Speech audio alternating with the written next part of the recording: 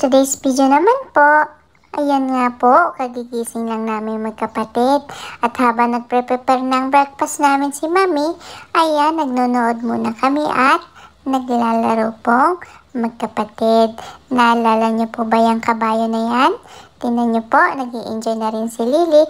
At saka po ako ay sobrang tuwang-tuwa po dito habang nakasakay po. O diba po, sobrang laki ng pakinabang sa amin itong sakayan na ito.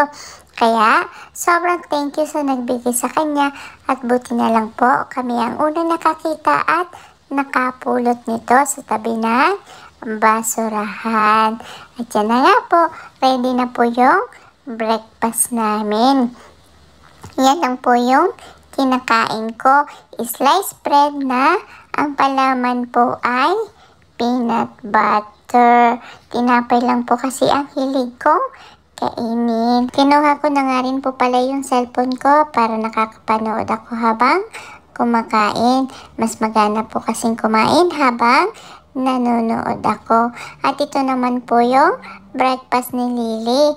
Magkaiba po kaming dalawa. Kung ako po, ang hilig ko po ay tinapay. Si Lily naman po ay gusto niya po talaga ay rice at ulam ang pagkain niya po.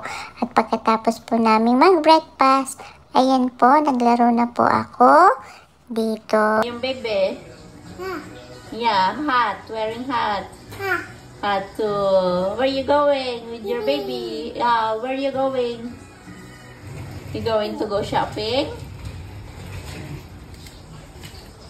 At pagkatapos ko pong ipasyal si baby na aking laruan, iyan nga po, nilagay ko po siya sa bathtub at paliliguan ko po. Sobrang init po kasi, kaya pawisang-pawisan itong baby ko. Kaya, yan muna, relax muna siya sa bathtub. At, yan nga po, nilalagyan ko ng, kunwari, bubbles po ito. O, diba po, ang dami kong naiisip na gawin. Tapos na magbabad si baby dito sa bathtub niya, kaya pupunasan ko na po siya para mabihisan ko na po siya. Medyo nilalamig na rin nga yata po siya kasi kanina ko pa siya ibinabad dito. Kaya ayan, punasan po muna natin. At syempre pagkatapos niya pong maligo ay ako naman po yung next na mababad dito sa bathtub at maliligo po. O, diba? Pareho na kaming fresh ng baby ko. At syempre, nagutom po kami pareho. Kaya ayan, kumakain po kami dalawa. Ang pagkain po namin ay itlog na sunny side up. Paborito ko po yung ganyan luto ng egg. At saka mayroon po dito maling at saka po hotdog. Ang sarap po ng kain naming dalawa. At syempre, andito naman talaga yung little sister ko. Kumakain din po sa kanyang table. Yan po, pakagat-kagat siya ng hotdog niya at saka ng maling po. Gusto niya po niyan. Siya lang mag-isa ang kumakain at ayaw niya pong papasubo kay Mami.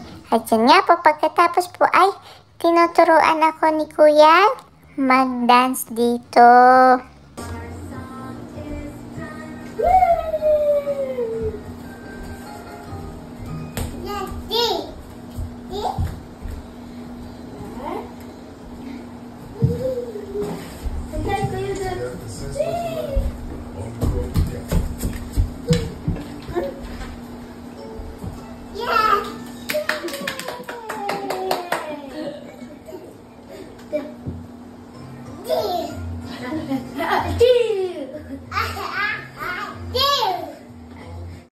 At pagkatapos naman po, tumugtog po ako dito sa piano. Tinugtugan ko po itong baby doll ko para makatulog po siya.